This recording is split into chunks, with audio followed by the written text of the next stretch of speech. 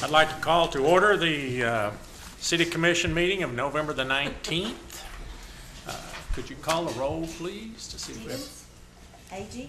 Here. Harrod? Here. Maynard? Here. Hall? Here. Winteringer? Oh. The ghost of John Winter. Mike. Smith? Here. We have a quorum. We have a quorum. This evening, Mr. David Henry of Calvary Baptist Church will lead us in our invocation. Please rise. Let us pray. Our gracious and kind Heavenly Father, we are so thankful in this season of Thanksgiving. We would like to express our gratitude for your many blessings throughout our lives each day. Father, we thank you for this great nation, this great city, and we thank you for our leaders. We pray for your wisdom to be upon them as they administer the affairs of our citizens and our community. Father, we thank you for all of the men and women who serve in the armed forces and law enforcement, our teachers, and all those who serve in our community. We just want to stop and say thank you, dear God, for each other. We pray you'll be with these proceedings tonight. In Jesus' name we pray. Amen. Commissioner Smith will lead us in the flag salute this evening. Attention. Position. Pledge. I pledge allegiance to the flag of the United States of America and to the republic for which it stands, one nation, under God, indivisible, with liberty and justice for all.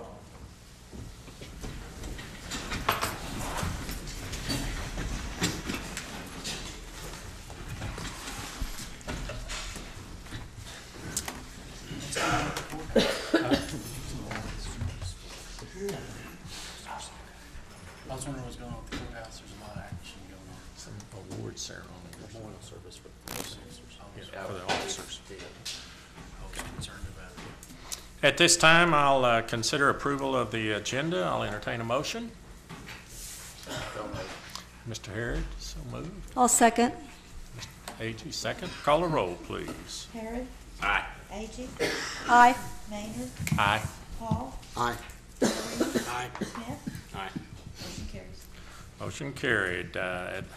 Item number 2, consider approval of the consent agenda. Do I have a motion on that? I'll make a motion. Mr. Hall makes a motion. Do I have a second? Second. By Mr. Winteringer. Call the roll, please. Hall? Aye. Winteringer? Aye. Smith? Aye. Agee? Aye. Harrod? Aye. Maynard? Aye. Motion carries. Motion carries. Citizens' participation. And again, I say this, and some of you get tired of me saying that, but we'd love to, if you have something you want to share with us, please feel free to come up and share it with the commission. Come forward. And state your name and sign in. I think you've been here before.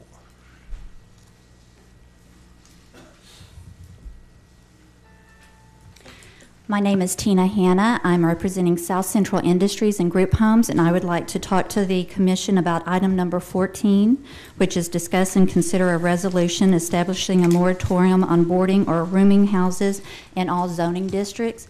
It's my understanding that this can also be extrapolated to include homeless shelters and shelters of all kinds.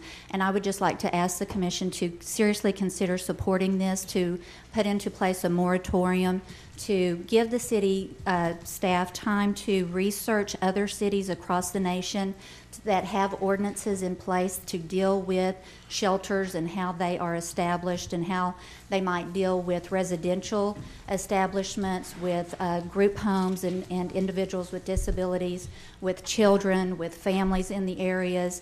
And by putting a moratorium in place, we're not stopping these from happening, but you would be preventing them from happening right now. And it's my understanding that there are some that are looking at developing in the downtown area.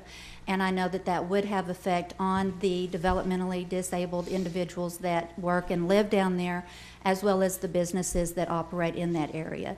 So a moratorium would allow us to have some ordinances, look at ordinances being established that would have the city have some stipulations in place to know how to proceed in that area. So, like I said, we know that everyone is trying to operate to do real well in this area. We appreciate what they're wanting to do, but Friday night, I think, was just another example of we need something in place to help with safety concerns, to help with traffic concerns, so that as they're reaching out to do well, there are ordinances in place to help with the safety and the traffic issues. Thank you very much. Thank you. Anyone else? Okay, then it's time for me to do a proclamation.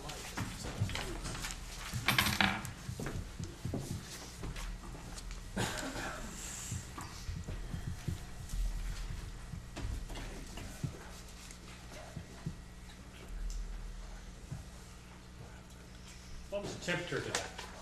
72 was a high temperature. We're working on winter weather preparedness. Absolutely. Now's the time to do it. Now's the time to do it, that's right. Whereas the climate of Oklahoma is conducive to the development of winter weather precipitation, and whereas the citizens of Shawnee are adversely affected by such weather conditions, and where it is recognized that where appropriate actions are taken in response to such conditions, fewer people are injured or killed. And whereas it is vital that we further an awareness of the dangers of such weather conditions and the protective measures citizens can take in the event of such conditions. And whereas Shawnee, Pottawatomie County Emergency Management, the American Red Cross, the Pottawatomie County Local Emergency Planning Committee, and state and federal agencies desire to continue working with the citizens of Oklahoma and the news media to disseminate information on winter weather preparedness to the people of the state. Now, therefore, I, Wes Maynard, Mayor of the city of Shawnee, Oklahoma, do hereby proclaim Tuesday, November the 20th, as Winter Weather Preparedness Day. Thank you, Mayor. Thank you, Mayor. I just wanted to take this moment, as you mentioned, it's great weather this week. Next week we may be getting some cold weather in, so while you're out shopping in Shawnee this weekend, take the time to be sure and check your winter preparedness kit. It's a good time to stock up on that. So, thank you very much.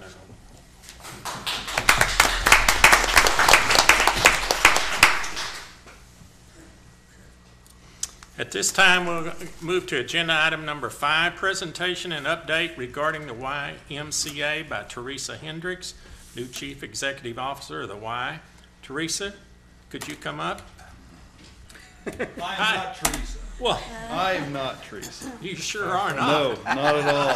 Not at all. No question about that. Don't be alarmed. But as the chair of the YMCA here in Shawnee for the past 2 years, we're very, very excited to have a new CEO and executive director on the ground here in Shawnee, and Teresa Hendricks. We were able to locate her through a national search, and she comes to us from the Boone Slick Y in Booneville, Missouri. And she is a 20-year veteran of the YMCA. She's had experience in large Ys and small Ys alike. She had a post in the Miami, Florida area for a while and did some tremendous things there. So having the opportunity to run larger Ys and then complement that with smaller Ys, such as the Boone Slick Y, gives us a real opportunity here in Shawnee. And what she wants to do tonight is just talk to you a little bit about the ongoing partnership that we have with this commission and just the city as a whole, and really what we look forward to in the future under her leadership. Everyone knows that we have a $9 million facility out there, and something that the community's poured their heart and soul in, and something that we all can be very, very proud of. I believe that it is a jewel for not only this community, but also this part of the state of Oklahoma. So with that, I'm going to turn it over to Teresa, and she's going to share a little bit with you. Thank you. Thank you. Do I need to sign? Oh, just announce your name, please. Okay. That would be good.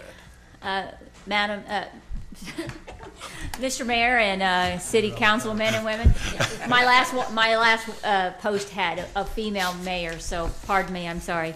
And I told Casey that I was going to not do that, and I went ahead and did it anyway.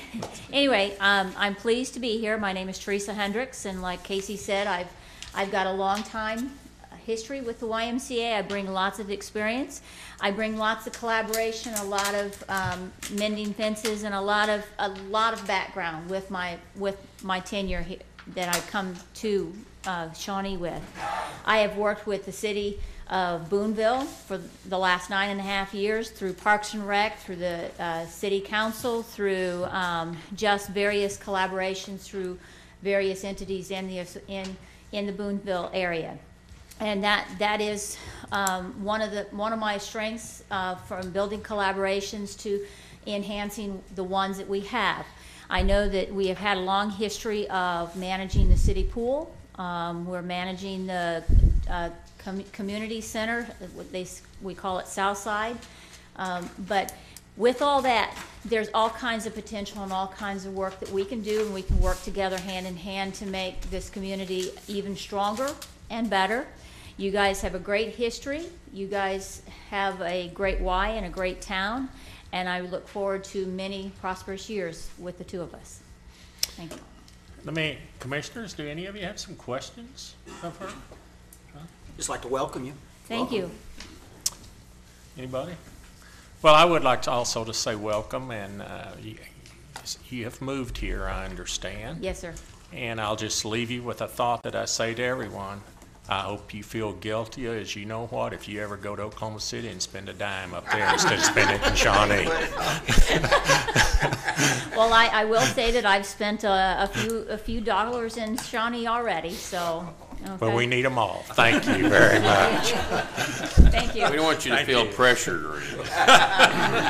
Well, there's some things that Shawnee still doesn't have that we have, you know. Well, we're working on that. We're working on that, and I Okay. understand there's a Okay. Chick-fil-A coming. Anyway, long story, inside story there, but I look forward to many, you know, a lot of people. One person said to me when I first moved here, said, you do realize this is small town politics. I said, no, actually, Boonville, Missouri was the biggest town in the 2-county service area that I served. And it was 8,400 population with 1,200 of those are inmates. So let's talk about small town politics. Thank you. Well, thank you, and welcome to our city. Thank you.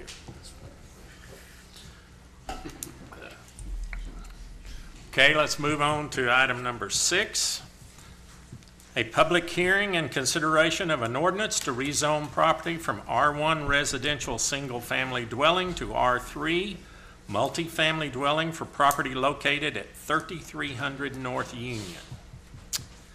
Could we have a staff report, please, sir? Thank you, Mr. Mayor, Commission members.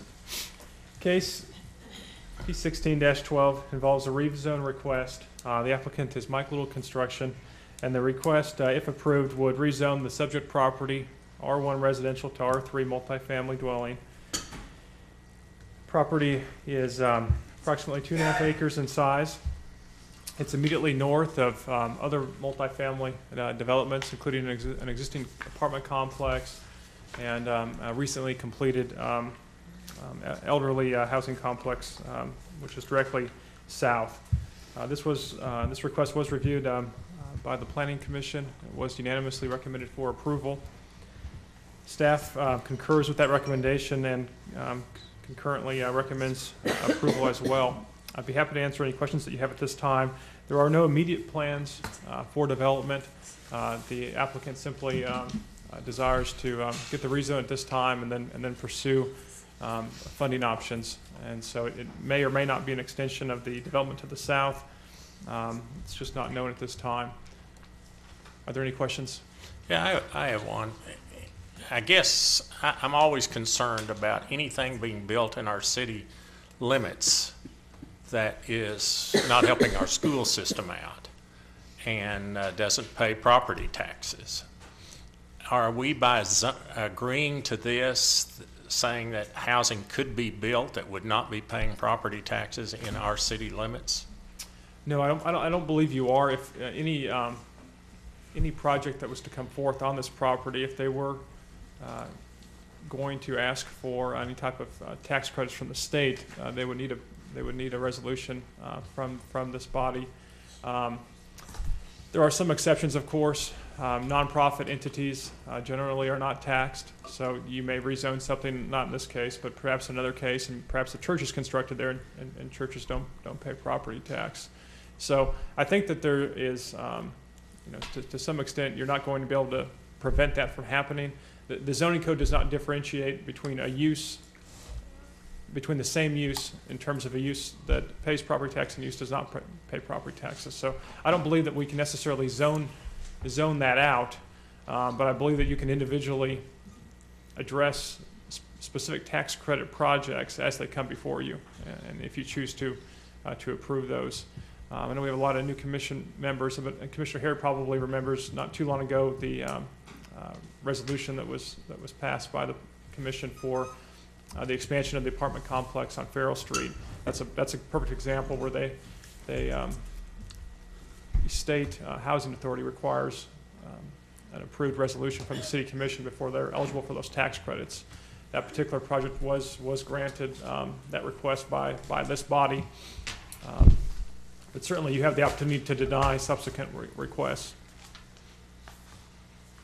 But by law, wouldn't we be overstepping our legal responsibility if we sectioned out individuals or 501c3s or anything that would not pay taxes?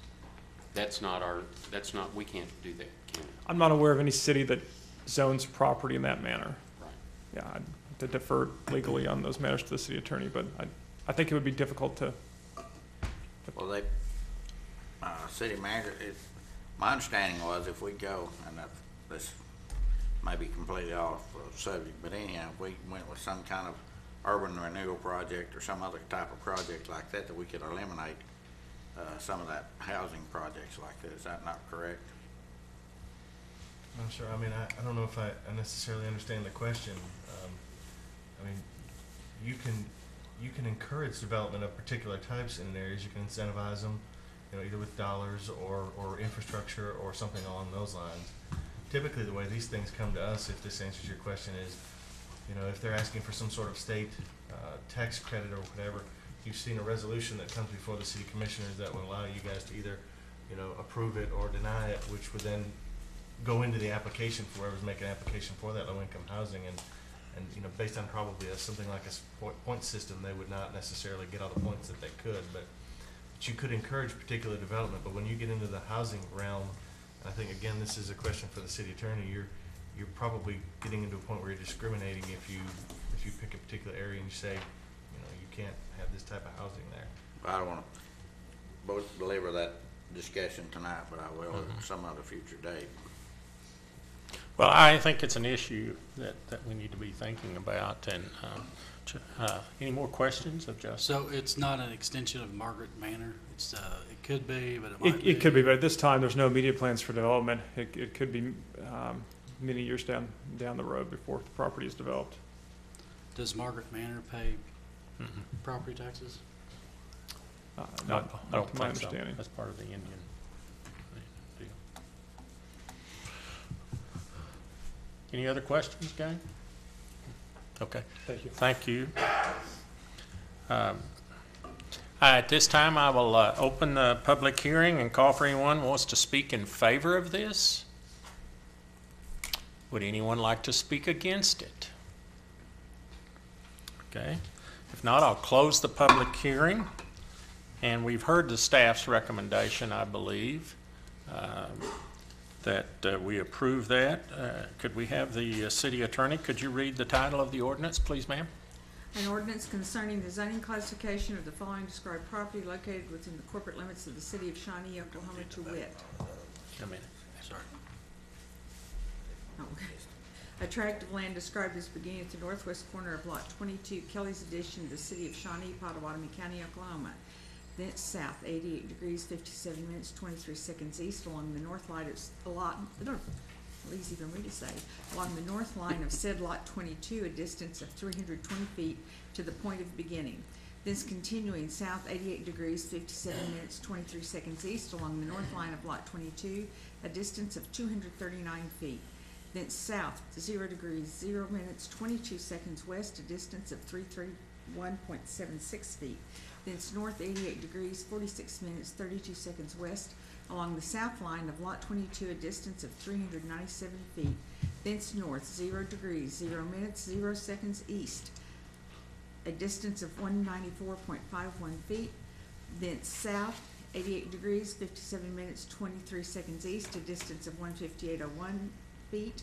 Thence north, 0 degrees, 0 minutes, 0 seconds east, a distance of 136 feet to the point of beginning, according to the recorded plat thereof, rezoning said property from R1 residential single-family dwelling to R3 multi-family dwelling and amending the official zoning map of the city of Shawnee accordingly. And I just have to say, in all the years I've been reading legals, I think that's the first time I ever had a description that was absolute due north. Could you read that again? I've got a question about that 128 feet. No, I'm just teasing. But I'm not gonna. Would you pull that microphone closer to Sure. you, though, please? Sure, I will. Okay, at this time, I'll call for a motion. I make a motion that we approve the rezoning. I'll second that. Okay, we have a motion and a second. Wait for you to get that down. Could you call the roll, please? Agee, Aye. Smith, Aye. Harrod, Aye. Maynard, Aye. Paul, Aye. Winteringer. Aye. Motion carries. Motion carried. Item number 7, consideration of approval of a final plat for Shawnee Medical Center located at Keithley Road and MacArthur Street. This was deferred from the October 15th, 2012 meeting. Staff, please, a report. Thank you. I'll be quite brief on this one. Essentially, what your approval of this plat will do is correct an error in a previously recorded subdivision. As St. Anthony's was buying the Unity Health complex, and as they were doing their title work, they discovered an error in a previously recorded plat. And there are 2 ways to correct errors. One is through court action, and the second is simply through a replat, which is a little bit easier and quicker. And so this is what they've submitted to do this evening, is to simply replat the property using the correct bearings and clear up the error on the title. And so your decision this evening does not impact any of the existing development, and all existing lots will continue to meet all applicable zoning standards, and public utilities will continue to be in public right-of-way and or easements, so there's no impact of a public nature. And with that, I'd be happy to answer any questions that you have. Well, the chair will entertain a motion. So moved. Second. Motion by Commissioner Harris, second by Mr. Winteringer. Call the roll, please. Harrod, Aye. Winteringer. Aye. Smith, Aye. Agee, Aye. Maynard, Aye. Paul, Aye. motion carries. Motion carried. Item number 8, a public hearing and consideration of approval of a conditional use permit in C3 Automotive, Commercial and Recreational District to allow the sale of beer and alcohol for on-premise consumption and off-premise consumption for property located at 4420 North Kickapoo. Could we have a staff report on this, please, sir?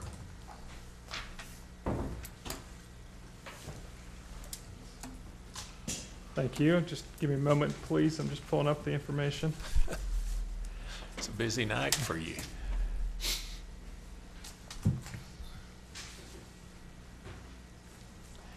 Okay, this request before you is on a piece of property that's already zoned C3, which is a high-intensity commercial zoning designation. The Planning Commission unanimously recommended approval of the request. I want to just make sure everybody's aware of the specific request. I know it's maybe worded a little bit uniquely, but the proposed development and the construction that's underway is of a shopping center complex. And like most shopping center complexes, there are multiple lease spaces within the complex. One of the lease spaces is proposed to be developed as a rib crib restaurant, and as part of their establishment, they would like to sell beer. Therefore, that is the request for alcohol sales for on-premise consumption. Secondarily, the owner of the complex is in negotiations with an establishment that would create a liquor store on the property as well. And so that is that second request for off-premise consumption is to allow the establishment of the liquor store, which also requires a conditional use permit. And that would obviously allow somebody to purchase items there and take them home or wherever. And the property itself was rezoned earlier this year in 2012. We did receive, there was some testimony at the Planning Commission. There was also some letters that were received that are in the packet in regards to some opposition of this request. Most of the opposition centered around increased traffic and impacts to the development itself, as opposed to necessarily impacts specifically derived from a restaurant establishment that sells beer or a liquor store. But certainly, if there's people here to speak on those matters, they can speak on those. Other than that, staff does recommend approval, as does the Planning Commission, with the two conditions listed on page 68 of your packet. I'd be happy to answer any questions that you have. Are there houses to the west of this There shopping are. center? There are. And is there, what kind of buffer do you have back behind the shopping center to separate it from the residential area? In terms of buffer, that site does have an approved building permit, and that's why you see some of the work being done now. The approved permit and site plan indicate a building that is approximately 20 feet from those residences to the west, which does meet code. In addition, there will be a site-proof fence that's required, and that there is an access road behind there. The access road is really more for emergency vehicles and for incendiary parking for proprietors in the back. All of the parking is in the front of the building adjacent to Kickapoo or 45th.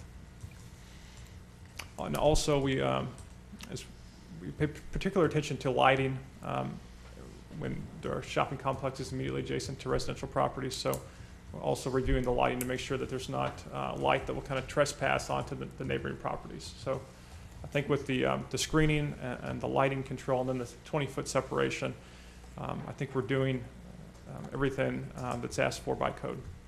I think you said there were some other restaurants on Kickapoo that have conditional use permits to sell alcohol. What are some of those?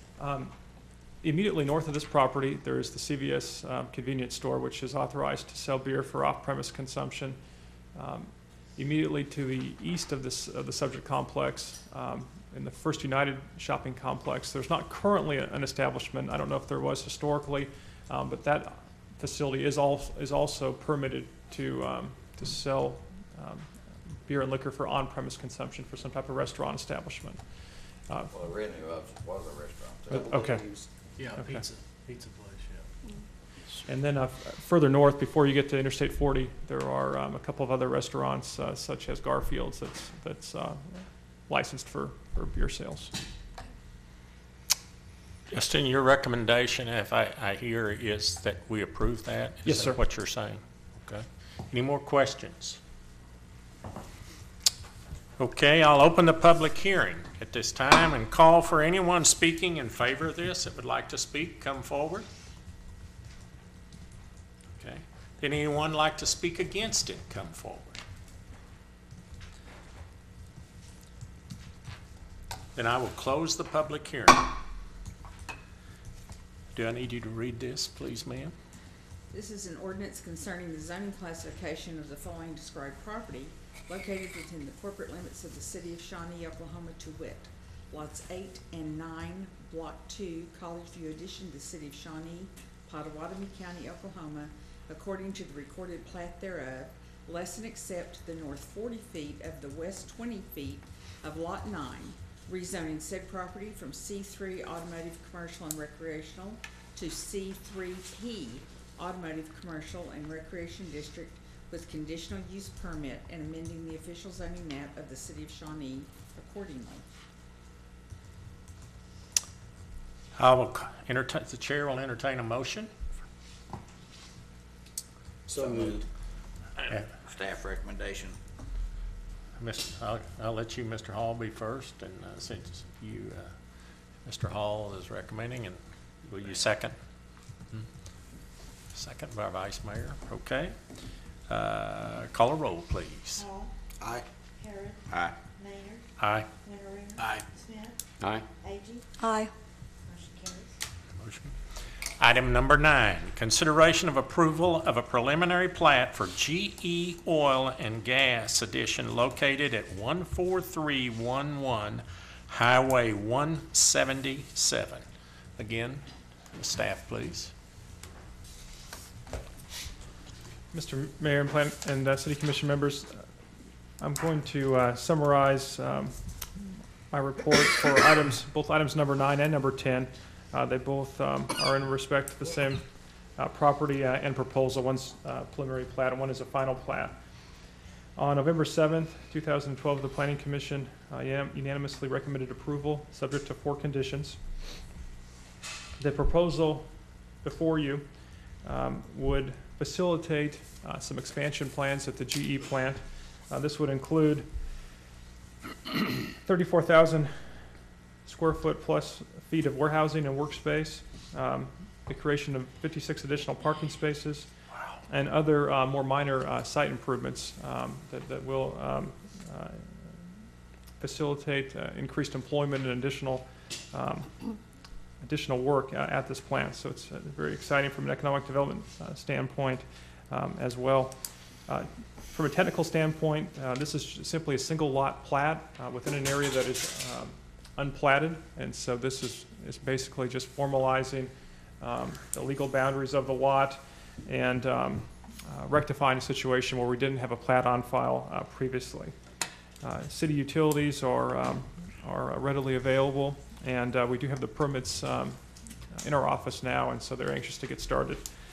I'd be happy to answer any questions that you might have at this time. Are there any questions?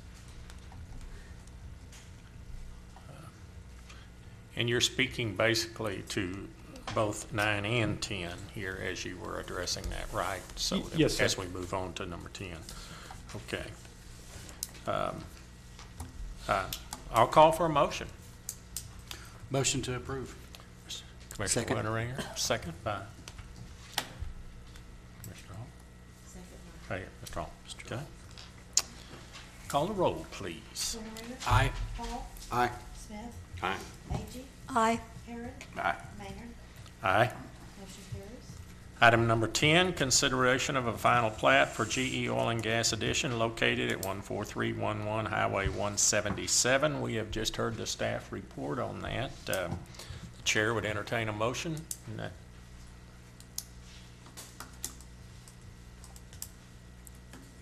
Motion to approve.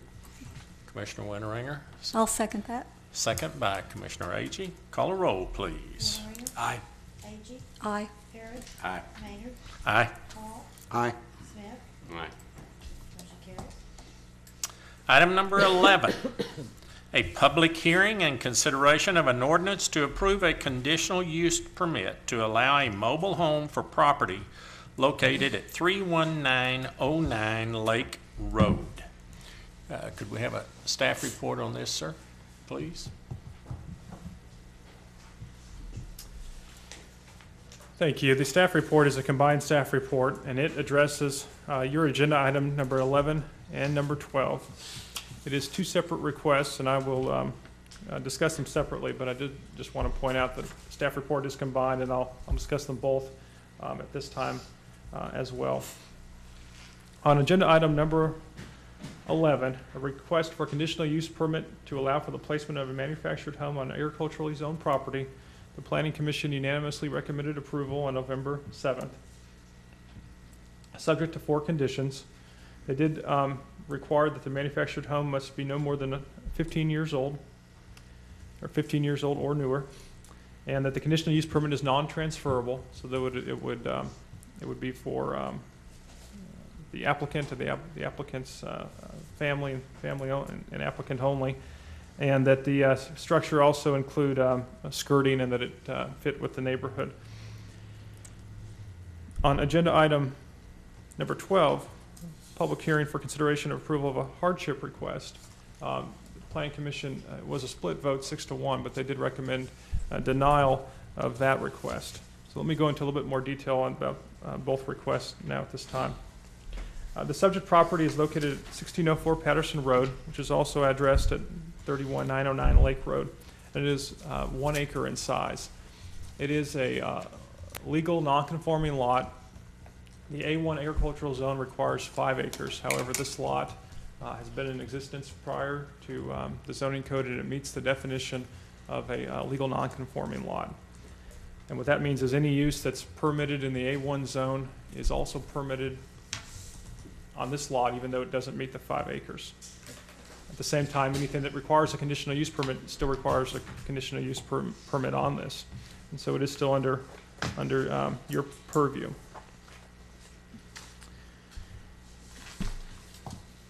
In addition to the applicant's request for a manufactured home, they also requested a hardship request. And I want to spend a little bit of time on the hardship request because that's a request we don't get very often. It's the first time that we've had one, I think, in about 9 or 10 years. But a hardship request is separated in our city code. It's actually not found in the zoning code like the conditional use permit is for a manufactured home in A1 zone. It's found in our code regarding mobile or manufactured homes.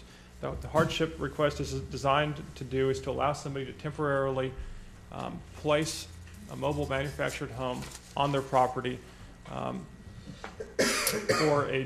for a limited time frame. And a classic scenario is somebody that moves in a mobile home temporarily to care for an ailing immediate family member.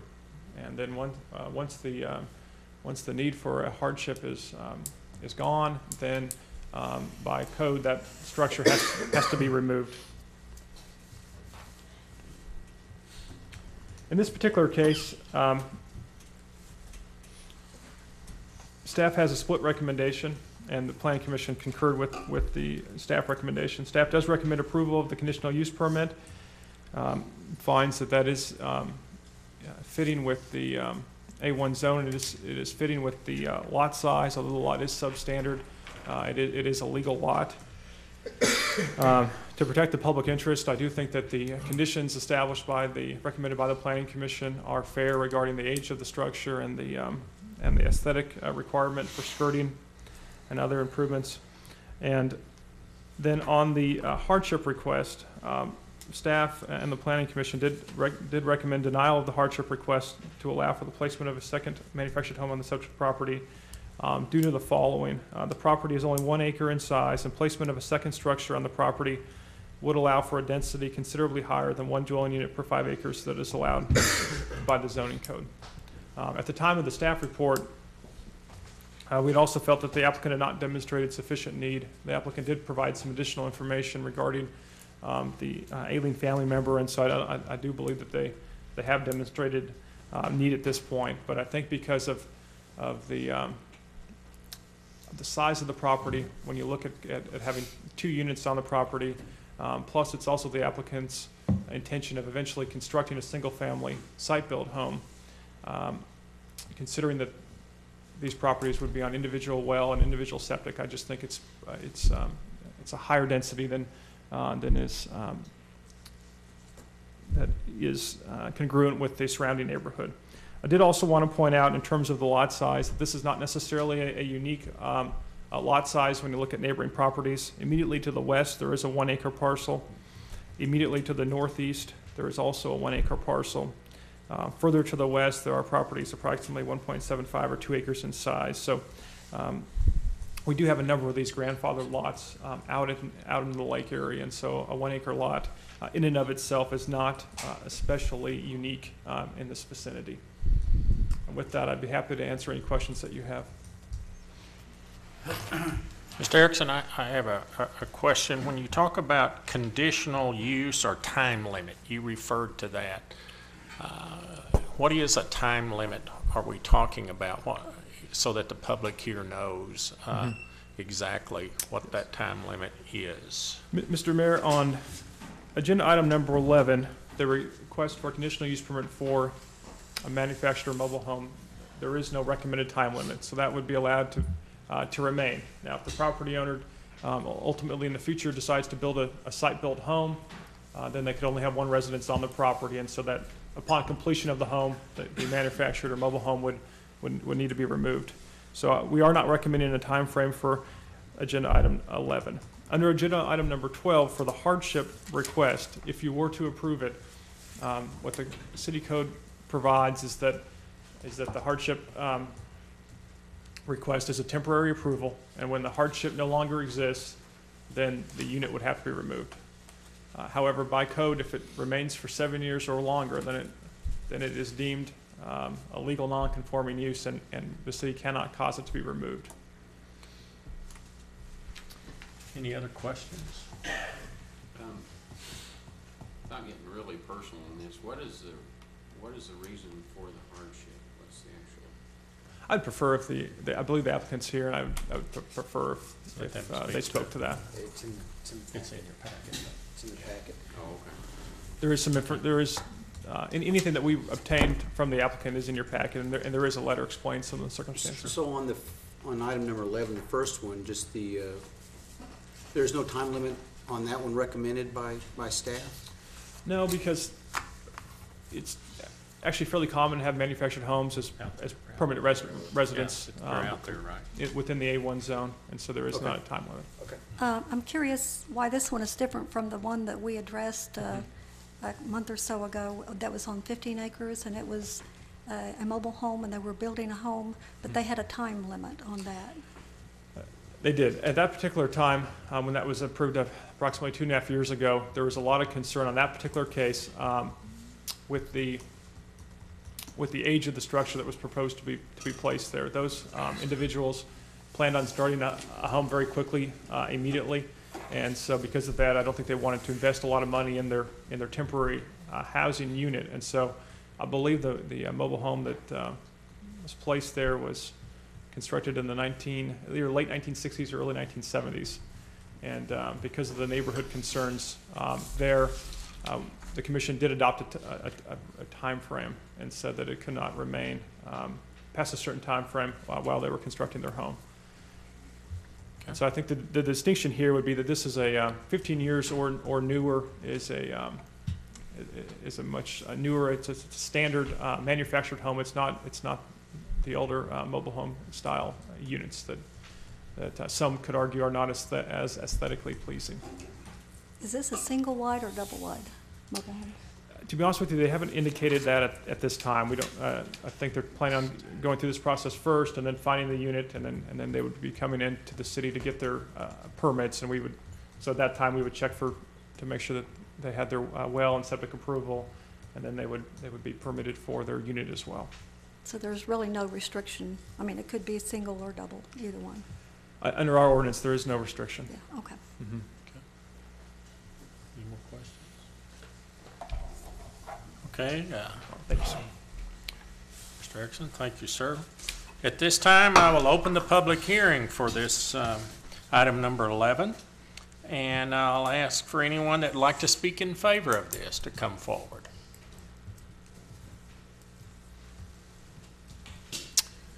If you'll state your name, and if you don't mind writing it on that piece of paper and speak right into that mic.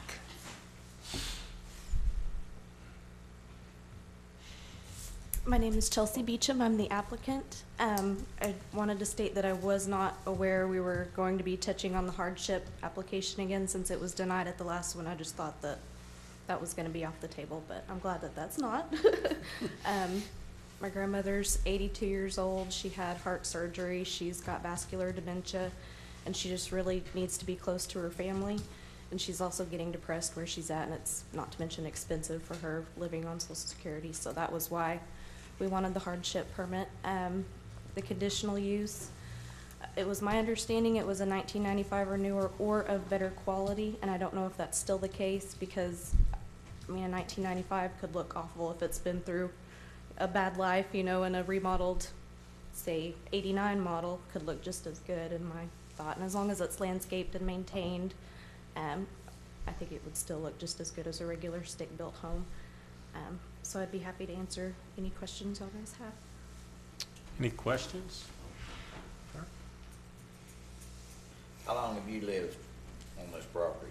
I have not. We just purchased it in September, and my mother got it for me so I could have a place to raise my family. I've got a 2-year-old boy and a husband, and we're living in a place right now that we're just renting, and it's really, really expensive. He's trying to start up his own business, and she's really just doing this to help us out. And her mother, too, that was who the hardship was for. So, Is there a home or a mobile home on it now? there isn't. There used to be 2 structures. One, I believe, was a mobile home, and the other one was just kind of a shanty type thing. And the city of Shawnee had to bulldoze it down.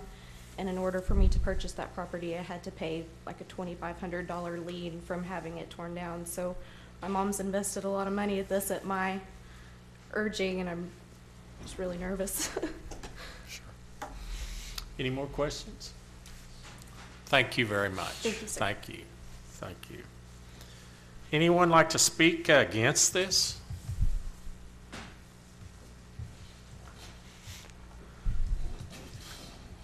Mayor and Yeah, Commissioners. would you write your name down and speak your name real loud and talk into that microphone so old men like me can hear you? Sorry about that. My name is Julie Ackerman. I live at 31950 Lake Road, which is directly across from the subject property. I would like to say, first of all, 2 things. One is that I'm looking forward to having neighbors. I think that's great. The second thing is that I am not looking forward to having a mobile home on that property. Approximately, I don't know, first of all, but the city of Shawnee has incorporated the land around the lake into the city limits. And so we are bound by those rules and regulations out there. Approximately 3 years ago, the School Land Commission and the city of Shawnee and the lessees that are directly across the street from this property, a mile down, did some covenants and restrictions. The School Land Commission is not allowing mobile homes on their property anymore. And I would like to see the city of Shawnee take a positive step in the direction of the planning and development out there and not continue to place mobile homes, which could be there for a long time, because once you place one, they're typically there and they don't move on. I took pictures, as did the applicant, in your packet of the homes, 1 mile each direction. And while they're all older homes, I think that area out there is in the process of growing and moving. A lot of older people out there that are moving, or because of deaths in the family, are moving on. And but there are stick-built and brick structures out there. I'm very, very concerned about 2 mobile homes being placed on that property, although it is 1 acre, and that as the planning, as Justin pointed out, the lots are all approximately that size. To put, so they're small, they're close together. The density out there is pretty much right now, and to put 2 structures on 1 property is a lot. Again, I just want to see some positive development out at the lake, and we just need to take that first step. So, does anybody have any questions? Any questions? Thank you very much. Thank you. Thank you. Mr. Erickson, I'd like to ask you to come back up. I do have a question. I'm sorry, sir. Are there any restrictions on when you said a mobile home just being put there, the only restrictions are that it has to be a certain, not too old. Is that what I'm hearing in our code or whatever we might have here at our city? Planning Commission's recommendation. That was just Planning Commission's recommendation, okay. And how do we know that this home that's going to be put on there, will that be inspected by someone that it fits this There's a- criteria? Or It would. I mean, the manufactured home would have basically have a HUD label on it that would specify the year, and we would, in terms of building code, we don't, because it's already a pre-constructed unit, there's really not much that we Right. look at. We look at the electrical connection, we make sure it has that it's strapped down per code, and in this case, we'd make sure that it had the skirting per the recommendation, but we don't have an extensive list of code requirements. Okay. How was the 15 year, Speaking of- how was the 15 years determined? Why not 16? Why not 18 or 13? Or? Yeah, very, very good point. The Planning Commission, that request, that differed slightly from the staff report and recommendation. Yeah, the applicant,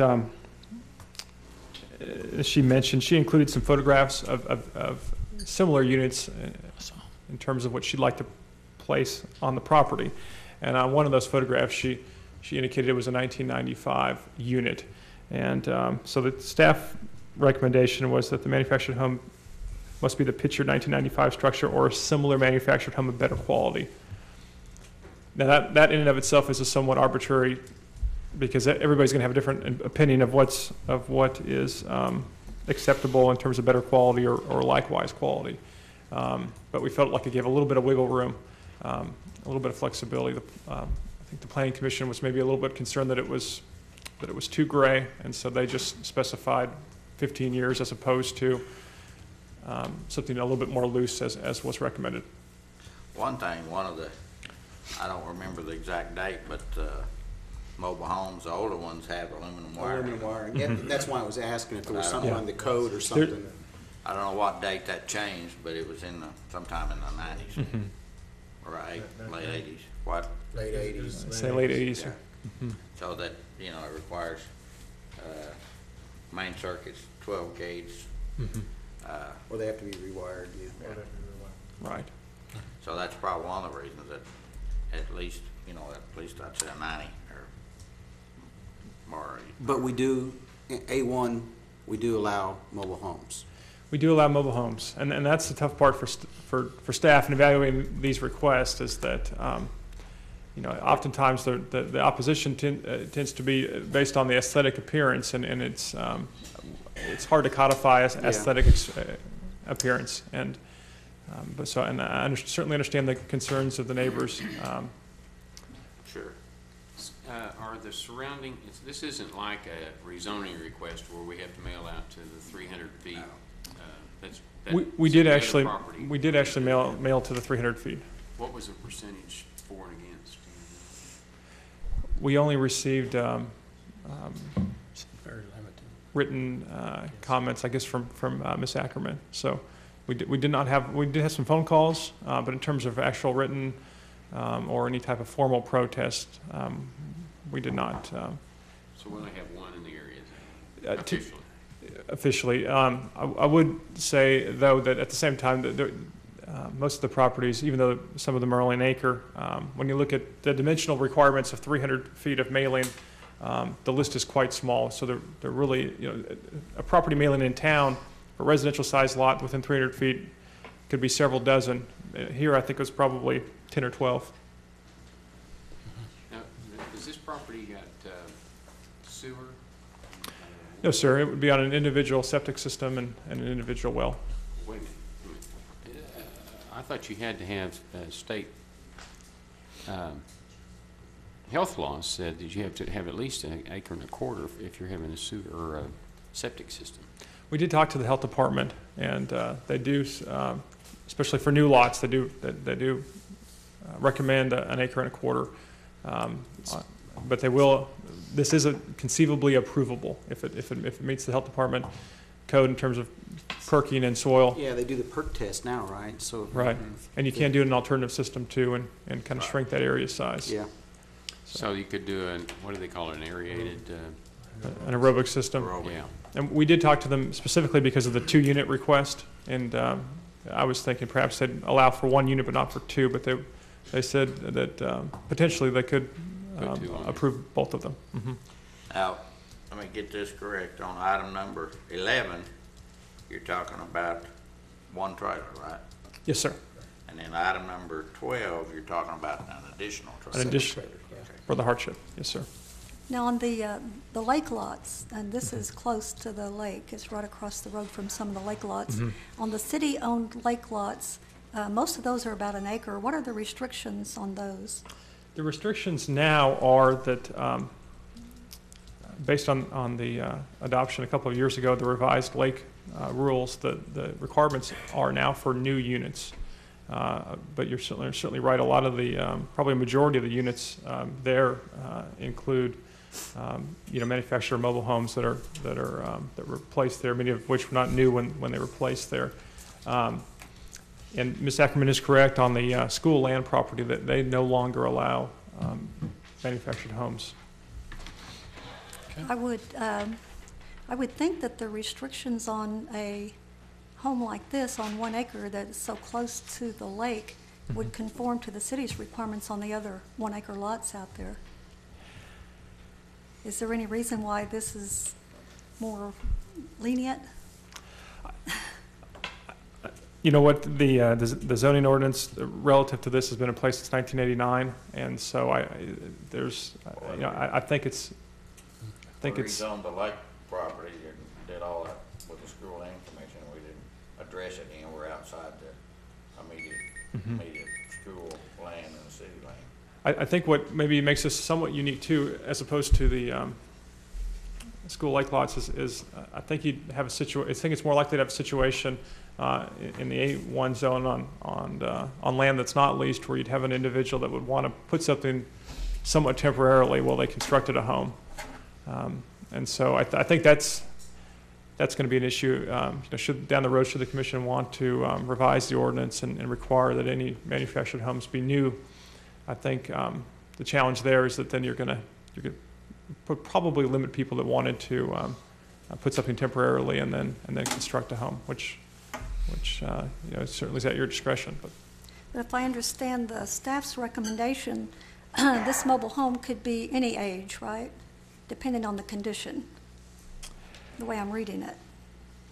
The way you're reading it, it does say 1995 structure or similar. So as the applicant mentioned, there's such a variety in quality. You could have something that's several years old that is in poor condition, and you could have something maybe quite a bit older than 1995 that would be in better condition. It's a judgment call, and it's there is some discretion if you don't go with the planning commission recommendation and go with the original staff recommendation. There is some discretion there that you may not be comfortable with, and certainly understand that. Okay, it says as determined by the zoning administrator. Would that be you? Yes, ma'am. Okay. Any more questions? Sorry to bring you back up. We just had some things. Thank you. Well, I have no idea how the commission will vote, but I would say if it is approved, I would hope that Chelsea and them would make that mobile home so attractive that people out there are not ashamed of it. That's what it goes. But I'm not recommending. I'm just giving that challenge for whatever we do on that thing. So could you read the? Might ask if there's any others. Yeah, I'm sorry. Was anybody else like to speak in favor of it? Or against it? Against it. We've already been there. Okay, I'll close the, oh, we have someone.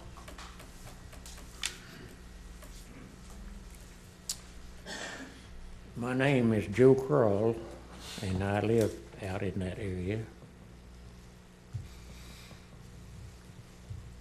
I don't think any of you probably are familiar with this area that they're talking about. It's on a slope from Patterson Road west down, slopes down to the west. There's a place right next to this. On the west side, they have a septic tank there.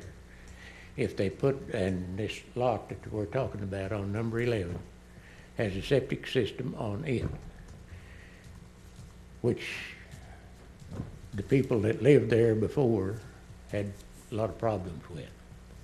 But if you put 2 trailers on this acre you've got 3 septic systems on this slope, down this hill, just a matter of yards, to a branch that goes right into Shawnee Lake, number 1, right across the road from that. Now, that is something that needs to be considered on putting these two places on 1 acre of land. Because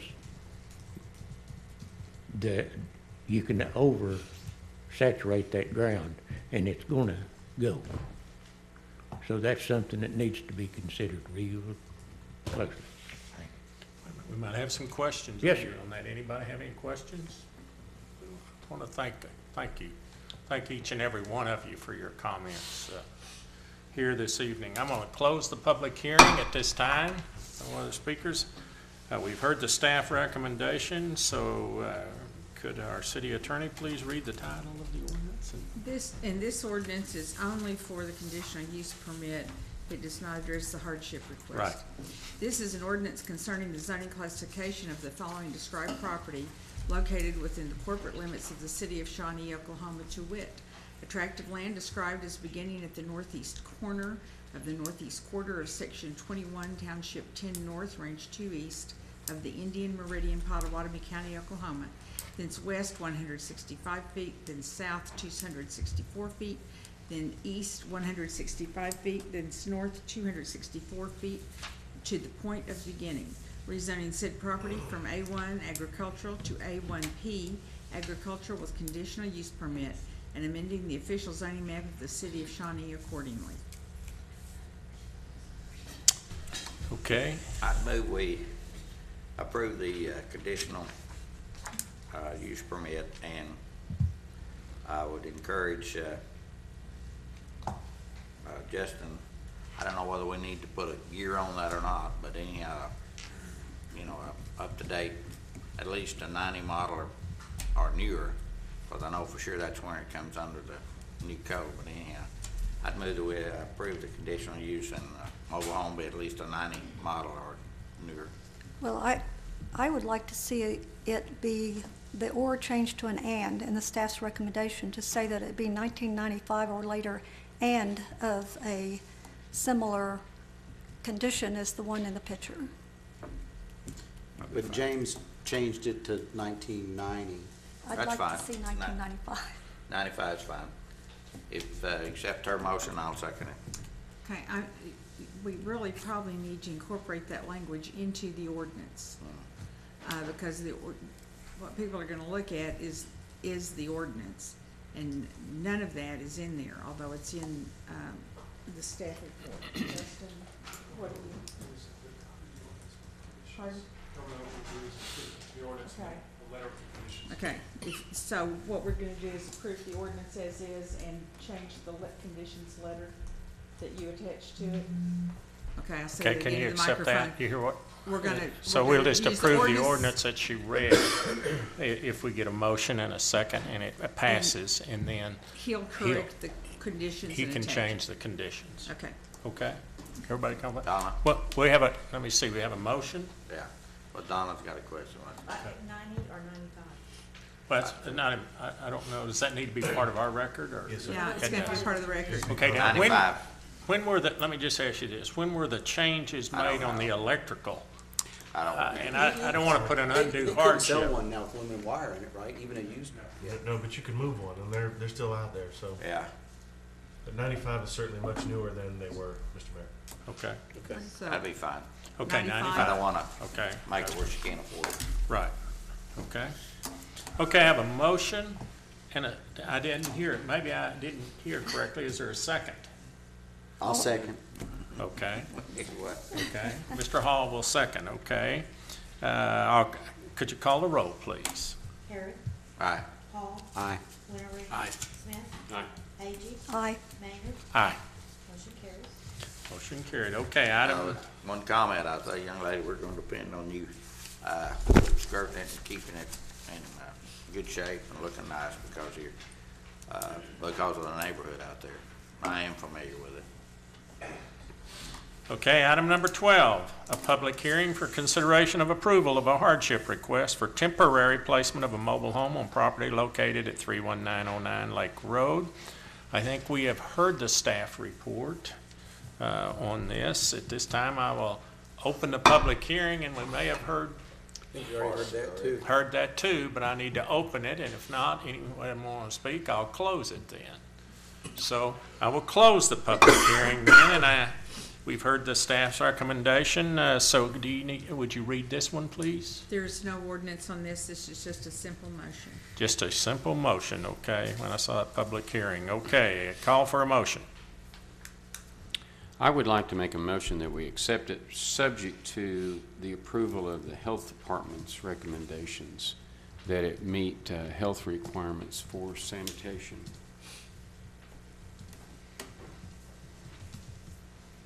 So what would that amount to, Justin? Well, they put 2 homes on it, right? Do they have to have 2 separate septic tanks? No. It could I don't be- believe so. Bathrooms they have and stuff like that. From a practical standpoint, any property that doesn't have city sewer that's on a septic, we already have the tools in place to review. So we would not even issue a permit until we had the signed DEQ, a copy of the signed DEQ permit. So certainly you can add that condition. We will do that regardless, though. Are we qualifying this as a 95 or better too, or is there can be less than 95 or? Planning Commission did not adopt any, because they recommended a denial, they did not Go that far? go that Gotcha. far. Well, I would think if we just now pass that 95, it would flow over to the same. But if that needs to be corrected, I don't mind amending my record. It does need to be corrected. Okay, so I'd make the motion that we approve the hardship, subject to the 1995 rule of the age of the mobile home and the approval by the City of Shawnee and the Public Health, Oklahoma Department of Public Health, DEQ. May I offer a suggestion that you make subject to the same conditions as the Subject to, other okay, one, that's so fine. that you have the same letter attached in terms of Right. everything Okay. else, plus your DQ, so. Yeah, that's what do I need to That's say what that you again? meant. That's, I- yeah, that. One question, boy.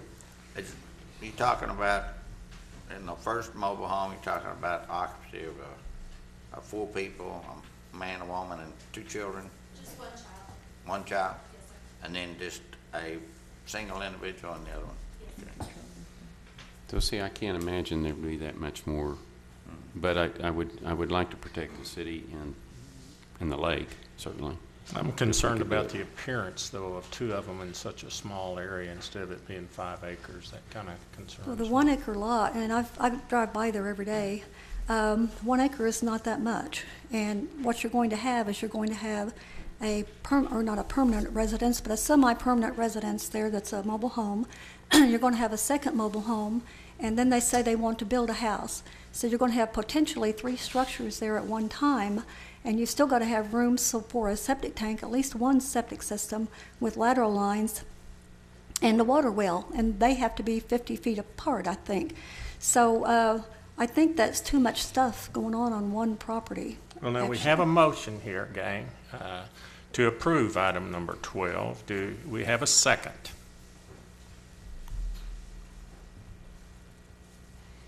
Okay, then if I'm not hearing a second, then that motion dies. Do we need a motion to approve 12 now? I mean, To deny, to deny it? that would be an appropriate motion. Okay, So, okay, since the one died for lack of vote for approval of 12, do we have a motion to deny item number 12? I'll make a motion to deny item 12. Do we have a second? I'll second. Have a second. Okay, call the roll, please. Agee, Aye. Harron, Aye. Maynard, Aye. Hall, Aye. Leary, Aye. Smith, No. motion carries. Item number 13, consider acceptance of public easements and dedications associated with the final plat of Greystone Edition and authorizing recording of the final plat and obtainment of signatures and placing maintenance bonds into effect. Staff recommendation, please. Staff recommendation is approval. The plat of Greystone Edition is a small 8-lot, single-family residential plat located off of Cleveland Street, which is located off of Highland Street, north of Highland. All public utilities are in place, water, sewer. There is stormwater improvements in place as well, and the road has been built to city specifications and inspected and approved as well. And with all of those public improvements, we do have in place the required maintenance bonds. So I do recommend approval. I'd be happy to answer any questions that you have. Any questions? If not, Thank you, sir. Mr. Erickson. The chair will entertain a motion at this time. Motion to approve. Second. Mr. Winteringer and Mr. Smith, the second. Call the roll, please. Winteringer. Aye. Smith. Aye. Agee. Aye. Garrett. Aye. Maynard. Aye. Hall. Aye. Motion carries. Item number 14, discuss and consider a resolution establishing a moratorium on boarding or rooming houses in all zoning districts. Ask for a staff report on this, please, sir. This is the last item I have on the agenda. I know you're all thankful. This resolution is before you at the request of a commissioner, and what it does is it temporarily places a moratorium on any request that would come before you for a boarding or rooming house. A boarding or rooming house, by definition, is essentially a homeless shelter. It does not include dormitories or other somewhat similar shared living arrangements. There are separate definitions and specifications for those. So really the best analogy for this kind of broad definition is a homeless shelter or something very similar to that. The Planning Commission continues to be engaged in an effort to revise the Shawnee zoning code, and I think that we will have something to the City Commission, and certainly in 2013. I don't know exactly when in 2013, but this is kind of ideal. With the moratorium in place, we can wrap this process and this request into their activities and duties, and bring you back that recommendation as part of a more comprehensive package. So it's a simple one-page resolution in your packet, but the net effect would be that no applicant would be able to request the siting of a overnight shelter in the city limits. Yeah, so it wouldn't affect someone like OBU building a dorm or anything like that, or say a building on Main Street decided to turn into an apartment house upstairs or anything. This would not affect that in any way. No, sir. Bed and breakfast or something like that. No, those are all actually, Okay. all three of those examples are noted separately in the zoning code and have a different definition associated with them. So this specifically would not impact those other uses. What about food pantries? Would that cover that? It would not. This would not impact food pantries. Oh, No. okay. No. Okay. Any more questions while Justin's up here? Mr. Erickson, thank you, Thank you, sir. sir. And any further discussion among the commissioners? What about a time limit? I mean, open-ended moratorium.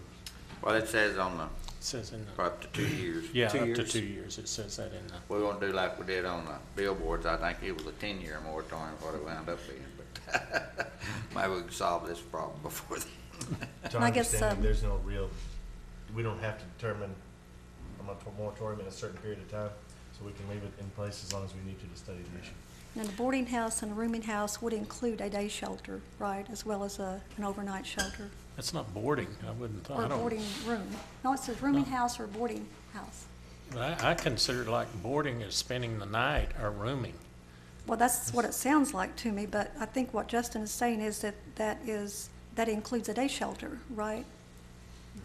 Any type of homeless shelter? Actually, the way it's defined, and I'm just pulling it up here, and I can give you the exact definition, but the way it's defined is having overnight accommodations. So, Overnight, okay. in my opinion, this would not prevent someone from having a day shelter. Oh, Okay. If I might, generally, a rooming house, you just spend the night. A boarding house, you spend the night and you get to eat. I mean, that's the difference between a rooming house and a boarding house. This, Like you had experience. and this wouldn't prevent churches from putting people up. Well, the Family Promise. Promise has their own house and stuff like that. They do have they do actually lease some units from the city, which is a very recent change. But I think the very occasional incidental use of a church would not be impacted. Okay. Okay, Chair will entertain a motion. I'll move we adopt the moratorium, or the resolution for the moratorium, establishing the moratorium. Do I have a second? I'll second. We have a second by Commissioner Agee. Okay, could you read the resolution, please, ma'am? This is a resolution establishing a moratorium on boarding or rooming houses in all zoning districts. Call a roll, please. Harrod. Aye. Agee. Aye. Maynard. Aye. Hall. Aye. Winteringer. Aye. Smith. Nay. Motion carries. Number 15, acknowledge sales tax report received November 2012. Well, we've had better months and worse months. This month, we were down $36,000 compared to last year, or 2.79%. For the year overall, we're down $124,000 for budget, but other revenues are covering the dip in the sales tax. But one positive, we are up almost $18,000 from the 2010. So Overall, the state and so forth, are they up or down, or about the same as we are, or what? some of them, some cities are up and some of them are down and some of them are flat. The cities that you're seeing in the big development, is obviously Edmonds going up, Norman and more, because there's a lot of development going on. At what time do we punt? Coach?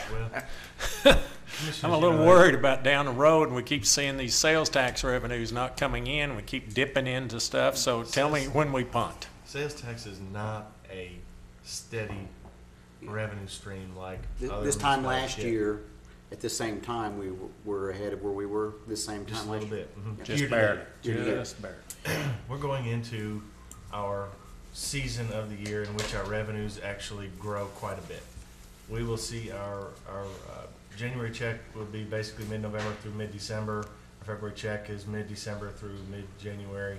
And those are when our greater sales obviously happen during the holiday season. So this is our, I guess we watch it every month. I'm not terribly concerned about being $124,000 down in sales tax because a lot of our other revenues have buoyed these revenues in terms of, so year to date, we're about where we expected we would be, which was about 2%, a little over 2%, so above what we thought we'd be. So when we get through the season here, we get into February, if we haven't seen the kind of sales that we've normally seen during the year, that's when we'll start getting a little concerned, but right now we're holding our own. I'm putting that on my calendar, February. Well, one of the positive things that I've seen is the report from the planning and building permits is that the housing permits have increased, the building permits and so forth, so that's a good positive. And So that revenue's up. in addition to the GE plant and things like that. are And we've good noticed an positive things. increase in electricity and other franchise fees because of the development of the plants. Sure. Any other questions? Looking forward to the day you bring us good news. Item number 16, consider bids. Had a pedestrian trail. Staff report? Who's most Golly. aim over there? What's this hand language deal going on? Didn't know who's gonna take the lead. I'll make the recommendation, and then we'll let her come up with the funding. In your packet, we had 8 bids we received, and we've tabulated them. And we reviewed the unit prices and did all the math and everything.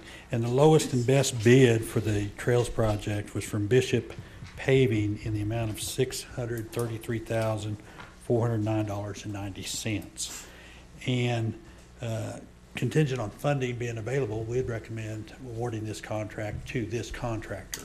Now, I understand there's funding is available from the bond issue or proceeds that were done in December, but I can't really speak too much to the bond stuff. I'd yield to Cindy on that.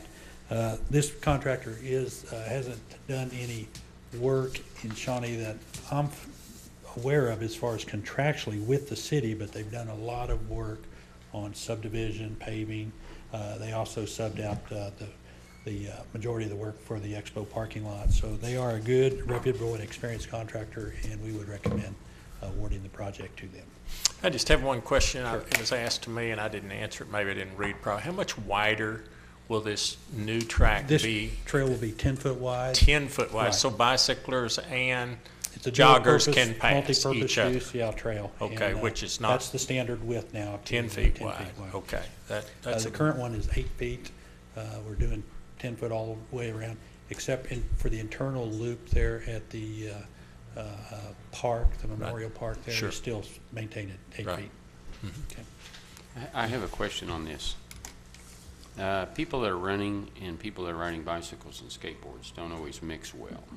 Are we going to have a stripe or something? There'll be, yes, a yellow stripe line down the center of the trail divided. For the bikes? Yes. Okay. Basically for two-way traffic, so to speak. Okay. Bicycles will be allowed, skateboarders, roller skaters. Okay.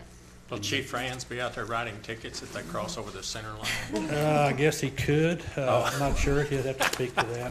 I hope not. Okay, Cindy, tell us how we're going to pay for this. I know there's concern of how we're gonna pay for it, because we only had budgeted $400,000 last year. As you see, in December, we took out two Series A and Series B. Series A was a non-taxable, and Series B was a taxable because it was for the Expo. After all the costs, as of today, everything has been paid for the Expo, we have an excess of $87,194. Series A, which is the non-taxable, which was basically to fund capital, we took out almost $1.5 million, but we had an SMA refinance, which saved us about $50,000 in interest. So we had left about $791,000 for capital projects. The library roof was budgeted at $250. It came in at $158.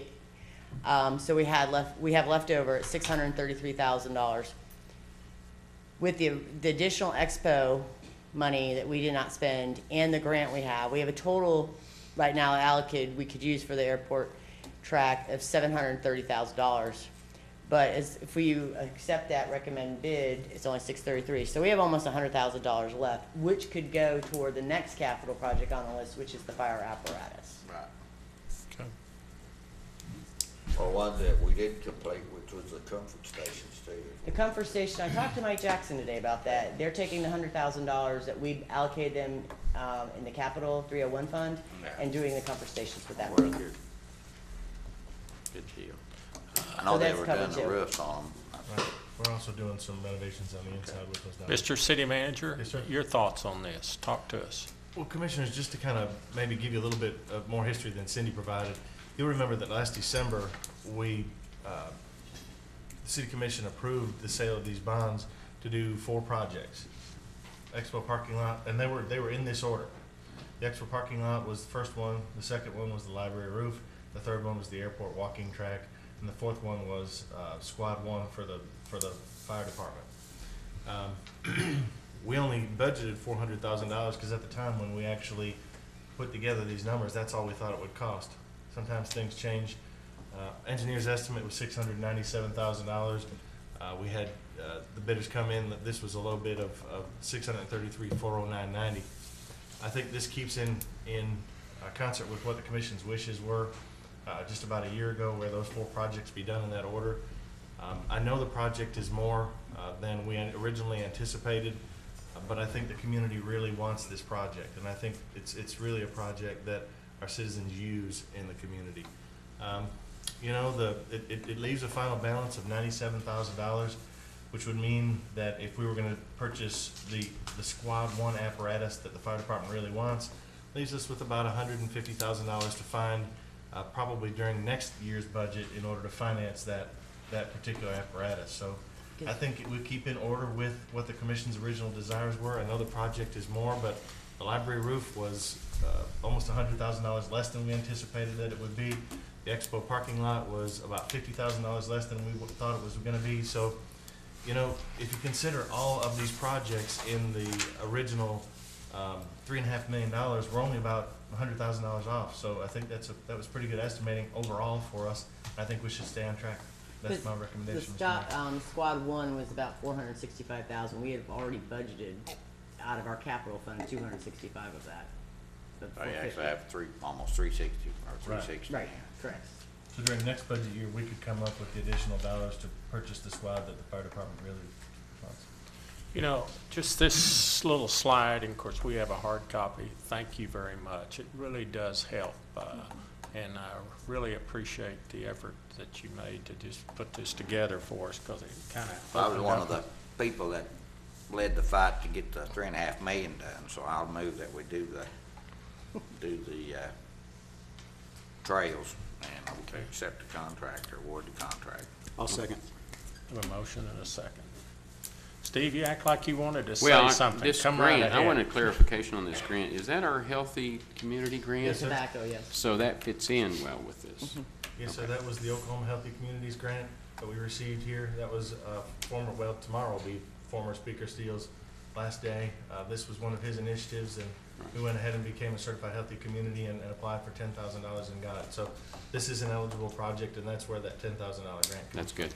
I do, Commissioner Smith, I will tell you, I have spoken to some people that were kind of involved in that grant, and with just a little effort by this commission on some smoking things, issues and things, that could very easily turn into $30,000 next year. And I know James Bryce is working on that to help us on that for next year. While we got 10 this year, there could be more funds there if we work on that.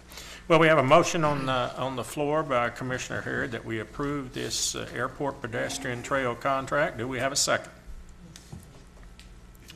I'll second I did? that. I guess I didn't hear. Keith did. Huh? I thought Keith I'm did. sorry, I didn't hear. Okay, could you call a roll, please? Aye. Hall. Aye. Leonard. Aye. Smith. Aye. Agee. Aye. Maynard. Aye. Motion carries. Item number 17, any new business? Mr. Chairman, no new business this evening. Any administrative reports? Yes, sir. We're going to put the engineering department back on the stand tonight to talk about 45th Street and Kickapoo Street. Get him up here. Oh, Come on up, John. He's kind of reluctant. Yeah, he's kind of, last time he pointed at you first, but now He usually does. Kickapoo Street. We had the bid opening. They had the bid opening on Thursday afternoon, and the bids came back a little bit higher than ODOT, the engineer's estimate. The low bid was $10,314,639, and their engineer's estimate was $7,958,527. So it basically, it's in their review. What they're doing is they're going back through, review all the bid items to see if it was a good bid or whether the engineer made a mistake on their estimate. First of all, they have to determine whether it's a good bid, because right now it's about 20% over the roadway quantities and about 100% over the waterline quantities. The good news, kind of, if there is any good news in this, is that the overall total project, as it stands right now, the way it was bid, was $10,930,517, and the worst case would be the city's share would be almost $2.498 million, basically 22% of the total project cost. So that's about one buck for every $4 we put into the project, which is overall a good deal. But we haven't heard back from ODOT yet whether their review is going to say it's a good bid or not. So we're kind of in just waiting on them to complete their analysis of it. I thought somewhere someone told me, or I heard that if it does go up, they are obligated for maybe the majority of everything except the water. Yes. And is that where we're at stake on the big increase on the water line? Our increase, well, not increase, but just from what we thought it was going to cost, would be on the water line quantities. Because by agreement, we are capped, which is a good thing. As far as the roadway quantities, to only $484,000. But not on water. But not on the water line, because that's considered a non-participating item. Now, I did talk with the Utilities Director, Jim Beard, on Friday. We gave him a quick show of the bids and stuff. And on the unit prices and everything, we looked at them for 6-inch lines, 12-inch lines, and smaller fittings, the hydrants and everything. The unit costs look pretty good. We think the engineer might have made a bust in the higher items on the water lines, the 24-inch ductile water line, the 24-inch gate valve, because their unit price for a 24-inch gate valve, for example, was $2,500, and you can't even purchase the 24-inch gate valve probably for less than $15,000 just delivered. So there's a bust there, and also in the 16-inch water line quantity. And when you say there's a bust, that's the state engineer that did that? You're right. Their estimate was lower than what the prices reflected. And we think it's a good bid. I mean, the costs are what they are.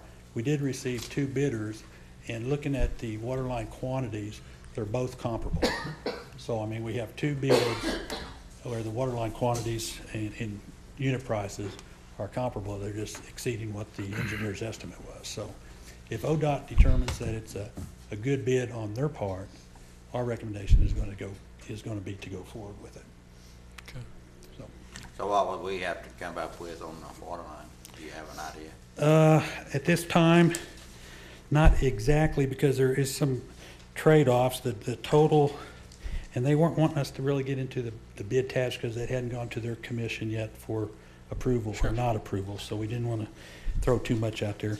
But the engineer's estimate for the water line quantities was $848,000, and you can do the math. It exceeded twice that much, so to speak. So it was close. It was a pretty good increase. So will all that money come out of the SMA budget? That's a policy decision for the commissioners. Oh, okay. But we'll have to consider it once those bids come back from ODOT. Yeah. And make a recommendation to the commissioners. Okay. I mean, we have been putting money back each year out of the street fund. There is money to do the project, whichever pool it comes out of. I mean, we can take it out of the street fund to do it. Well, you know, we have this dream of extending it farther, Kickapoo farther south. Yes, we're working on that. And I know you're working on that, and that's by this overrun, do you think the state would look at that and it would drastically affect us for going south more with Kickapoo? Are that overrun, or are they just typically experiencing overruns? I just don't think it would drastically. Doesn't have anything to do with the next issue. I think just because of the timing on this project, over the length of time it took, maybe the estimate didn't get updated as good as it should have got. Okay. I don't think that would impact going south at all. Okay. Other questions?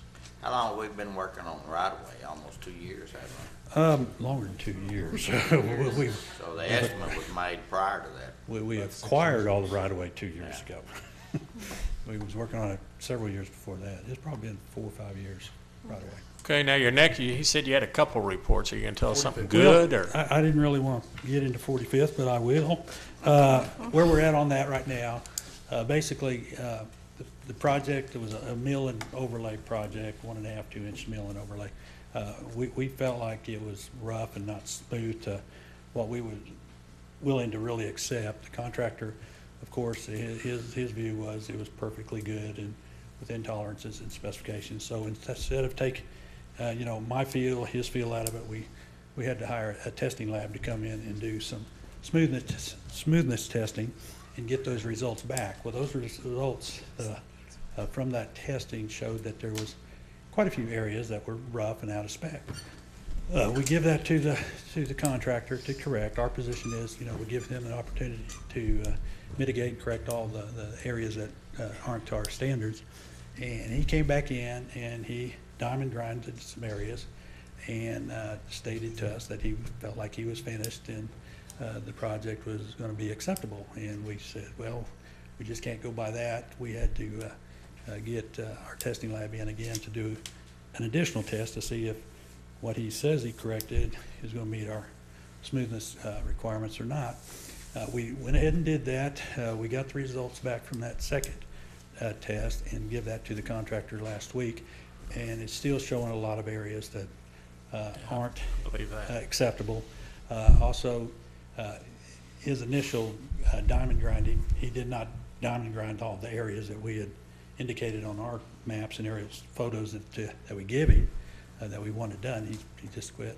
So basically, and I did talk with him this afternoon, and he's wanting to come back in after Thanksgiving and do his own 10-foot straight edge testing to see if it's going to meet our tolerances. And I've told him, I said, you're welcome to do that. You may have to do that anyway because our results show that it's not satisfactory, and I just need a yes or no answer from him whether he's going to come back and correct it, and then we can move on to the next step. We haven't paid him for that project yet, have we? We paid him a portion of it, about 60%. Portion of it, but we've still got, if he doesn't do it right, we've got leverage. Yeah. Okay. And also on the overall project, now this was about this project had other streets and other work associated with it. It had MacArthur Street from Leo to Acme Road. It also had Independence Street from Kickapoo West and portions of Kickapoo, or Independence from Kickapoo east to, I think, Broadway. It had a lot more streets on it. But we did, we are cutting this project off, so to speak. It was a quantities project, and according to our contract specifications, we, the owner, are allowed to increase or decrease the quantities. And we put it in writing to him that we are decreasing the quantities to only the quantities that were put down on Lee or 45th Street. In other words, we're not going to do any more work on this contract. What we will do, as we evaluate the streets here after Thanksgiving, we're going to start evaluating all the streets in town, and sometime March, first part of April, we'll be bringing back the commission a recommendation list for our new asphalt street project, and we'll just roll over the money that we didn't spend on this, and also the same streets. We'll include that into a new project and rebid it in the spring. Because he had a contract for all those others, basically, and so what you're just saying, you stopped it there and not pleased with his work, and then then we go back out for bid for someone else. Exactly. Okay. Okay. What else? That's a very good report. Thank you. Mr. Chairman, no more administrative reports this evening. Commissioners' comments. I'd like to say something. I've been fairly well quiet on this issue for quite a while, but I'm going to come right on out and say to the citizens out there, Shawnee needs your money, and this is very serious. It's not just Shawnee, but Pottawatomie County needs your money, and the state of Oklahoma needs your money. It's very simple. I just did this myself. I get a flyer sometimes every week in the mail. It's out in almost every newspaper in Shawnee. I think we all know what's a flyer. It's a grocery store, and that's not quite located in our city limits. All you have to do is take that flyer out to Walmart and show it to them, and they will match the sales items on that. They'll match dollar for dollar, and it's that easy. You just take that little flyer out there. If you get the products that they're advertising, the sale products, which a lot of people stand in line to buy, all you have to do is take it out to Walmart, and they will price match them with their brand. If it's a boxed item or a cartoned item or something like that, or in their produce, they price match it dollar for dollar, no questions asked. Homeland also allows coupons up to $1. So our citizens could really save a lot of money by shopping in Shawnee you're supporting the city of Shawnee, you're supporting the county and all of the actions that they take, and then also the state of Oklahoma. Citizens need to be aware of how strong that is when we have a steady flow of income coming in that is real simple for the average citizens to do. I encourage everybody to try to do that. We talk about it, we kid about it a lot, but this is serious business. It's very serious. We need the money, the state needs the money, and the county needs the money. And I would encourage people to take another look at how they can help the city, help the county, and help the state of Oklahoma by doing all of these things inside those areas that the state and the county and the city gets revenue from, that we spend it properly and that we spend it on stuff that is better for everybody that lives in this town, lives in this county, and lives in this state. Thank you. This is not church, but I would say amen to that. Amen, brother. And I will tell you that shame on you for holding back, and you said you've been waiting to say it. Well, feel free to give us that. Dramatic about it. I was going to have flyers. Well, please feel free to remind us of that, and we all need to be reminded of that. It's where it is. This 125,000, although we get it from others. That's right. I want, when you run a business and a certain area of your business is down, you know, you're just medicating your pain by saying, well, it's up in other areas. I want that business, that revenue up, and the citizens can do that without any additional cost to them. We're not asking them to pay 3 times or 4 times the price of an item. Price match works. They want your business. Shawnee, I'm not just stopping at the grocery stores. I'm going to be talking about different businesses around town. They want your business. They'll do anything they can. They want to be competitive. They have to be competitive or they go out of business. So we have a real opportunity to stop the flow of dollars going out of this town.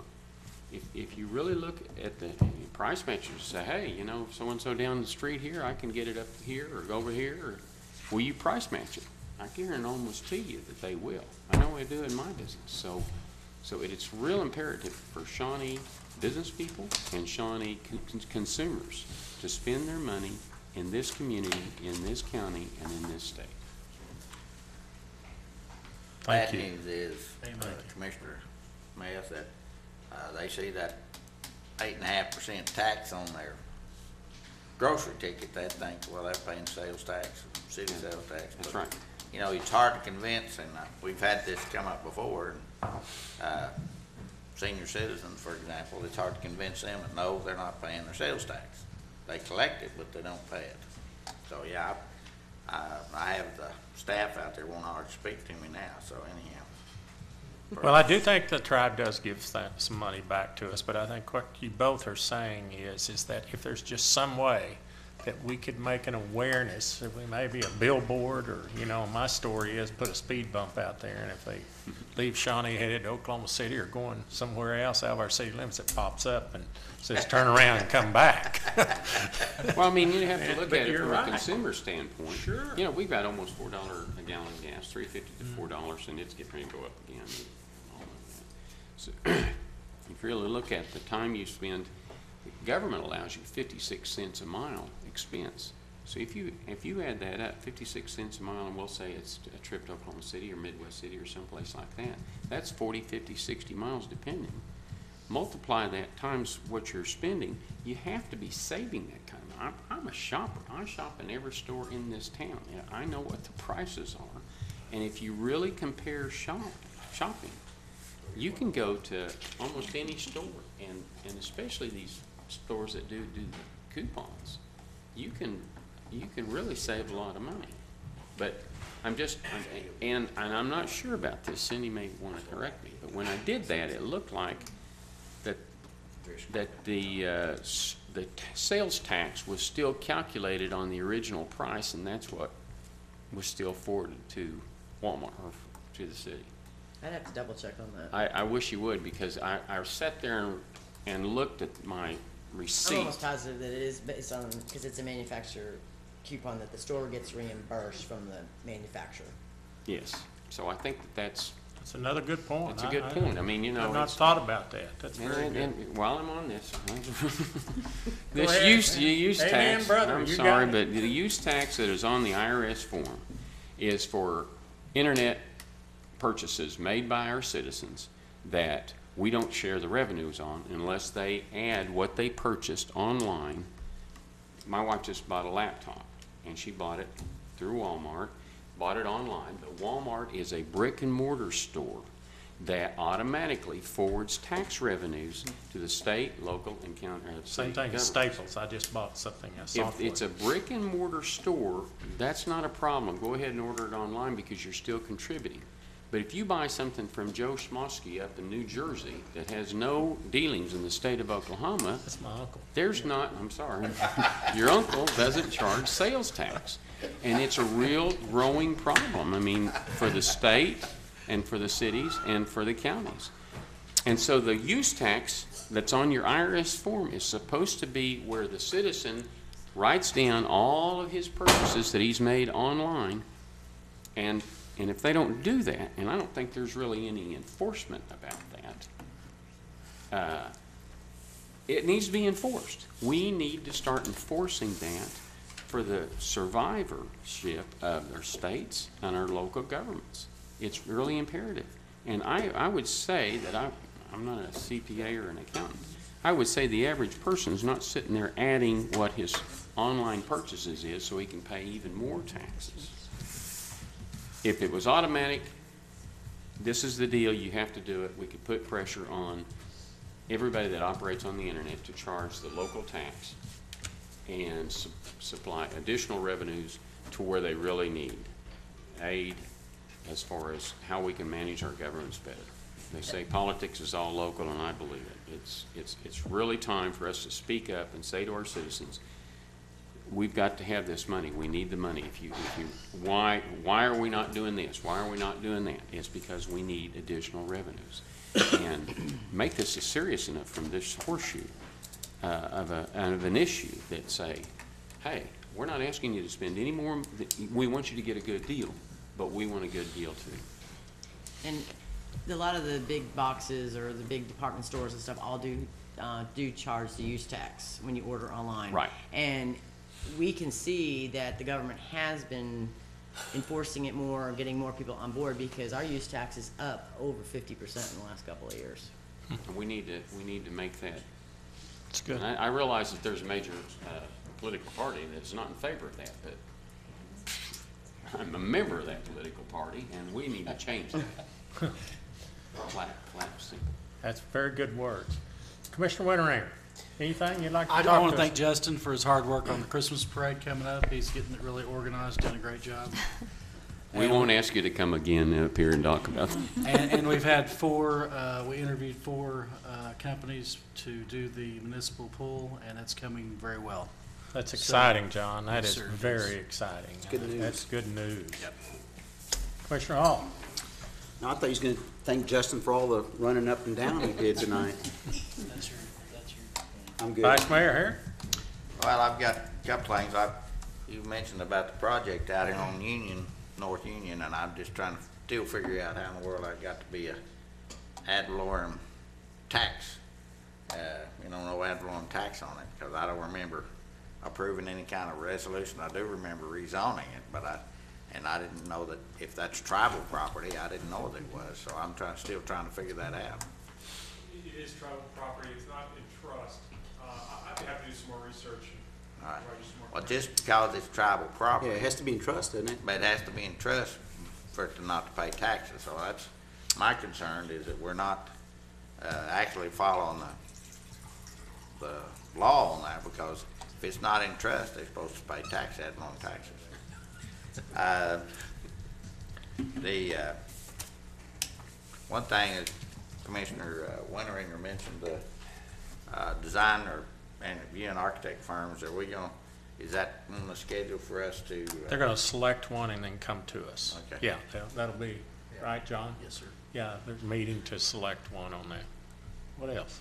A recommendation. If John, when do you guys meet next so that you can make that I have not talked to John. in a. I think their goal is to get it to us isn't it, in December, right? Right, so that we should have an opportunity to vote on their recommendation. Are we gonna meet on the third Monday in December? What day is that? It's pretty early. You know what? That's right. It's what? It's on Tuesday. What date is that? Third Monday's on Tuesday. I don't know. I don't have a calendar, I'm sorry. I have a calendar out here. If I can- Okay, tell us what our second commission meeting date is. Pretty sure I can. It will be the 17th. 17. Oftentimes, the commission has not had That's what that I second was meeting in thinking. December. I thought about that as we were coming into today. Why don't you let us decide how our dockets are looking for approval on things that we need, and If you'll we'll get make a all your stuff recommendation together for and you do for- all that, we might go along with that, The okay? meeting then is our first meeting is December the 3rd, correct? Correct. Okay. The 3rd and the 17th, and then we would meet again January 7th. on the 7th. So that's quite a while. I'll just I'll have get to you. look and You're see how next. You're next. the staffs, what kind of needs they have Sure. for commission approval on items between now and then. Okay, James, did that take care of you? That's it. Okay, Commissioner Agee? I just had a question of the city manager. Have you heard any more from Texoma Land Consultants on the mineral rights that they leased? Not a word. Are you seeing more activity out there? No? I'm just curious. if We're you just heard looking for any. that check, because evidently we need it bad.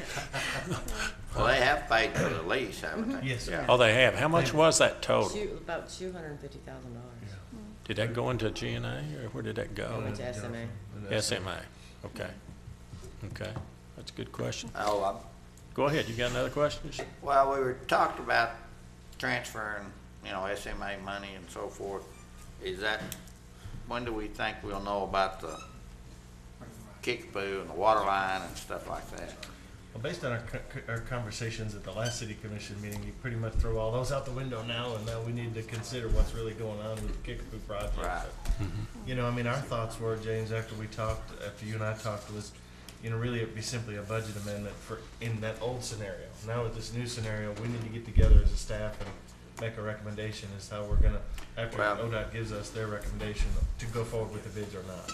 Wonder how long that will, John, when are they gonna act on those bids? 30 John says days? a couple of weeks. Their first meeting, I think it's first Tuesday of the month is when their commission meets. So that'll be the, December 3rd. what's December Be December the 4th is, what's December the 3rd? It's Is that Tuesday. a holiday? December Monday. 4th. That's It's our Tuesday. first commission meeting. If they declare that the bid's not any good, what's the procedure? Oh, if they Re-advertise. they'll rebid it. They'll re-advertise it, 60 days. Okay. You still could meet the March or April deadline. Yeah. Any other comments? I'd just like to make a comment. First of all, to the citizens that are here in the audience, thank you for showing interest in our city government, in our city. And secondly, to the staff. I'm telling you what, when I sit here and I come down here early in the mornings, the staff's here early, and sometimes I come down here at noon and work late, and the staff is here late, and when Justin and Mr. Krywicki and all of these people get up and give these presentations, it's taken a lot of work for all of you, and I want to thank you for your efforts. And sorry we get long-winded and keep you here all night, but we do appreciate your efforts. Okay, I'll entertain a motion to adjourn. Second. Wait, you're not going to get off that easy. We have a motion and a second to adjourn our regular city commission meeting. And call the roll, please. Aye. Aye. Aye. Aye. Aye. Aye.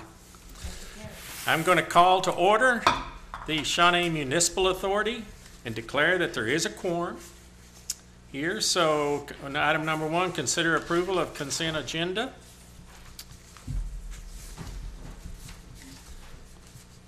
Anything else there?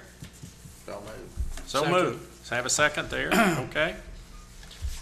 New business, anything we need to discuss here? Mr. No, sir, no new McDougal? business. No new Or business, huh? administrative report. To vote on the motion? No. Huh? I forgot about that, I'm trying to get on. I'm sorry. Commissioner Harris made the motion and I didn't get the second. I Probably seconded because it, I John. ran right over it. It's not my fault, and I didn't give you a chance to vote on it. It's my fault.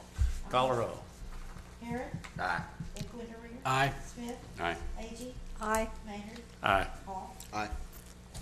Well, we know there's no new business, No administrative report. no administrative reports, so I'll entertain a motion to adjourn this one. Do I Motion. need that, huh? So moved. I have a Second. motion and a second. Okay, Mr. Smith, here we go. Call the roll, please. Aye. Smith. Aye. Winteringer. Aye. Agee. Aye. Harris. Aye. Maynard. Aye. Hall. Aye. Motion carries. Okay, I'll call to order the Shawnee Airport Authority. Declare we do have a quorum. Consider, entertain a motion to consider approval of the consent agenda for the Airport Authority. So moved. Second. Have a motion and a second. Let's wait for her to catch up here. You got it? Okay, call a roll, please. Aye. Smith. Aye. Agee. Aye. Maynard. Aye.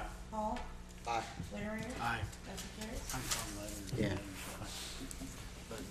Okay, any new business? Mr. Chairman, no new business or administrative reports tonight. Okay. Before we adjourn, Cindy, I do appreciate that report, and that was what I was looking for. And information, thank you very much. I'm sorry. If that's the worst that happens, we're in good shape. Okay. I'll entertain a motion to adjourn this Shawnee Airport Authority. So moved. Second. Motion and a second. Call the roll, please. Aye. Winteringer. Aye. Agee. Aye. Harris. Aye. Maynard. Aye. Hall. Aye. Motion carried. We're adjourned. Thank you, Mary. Marianne.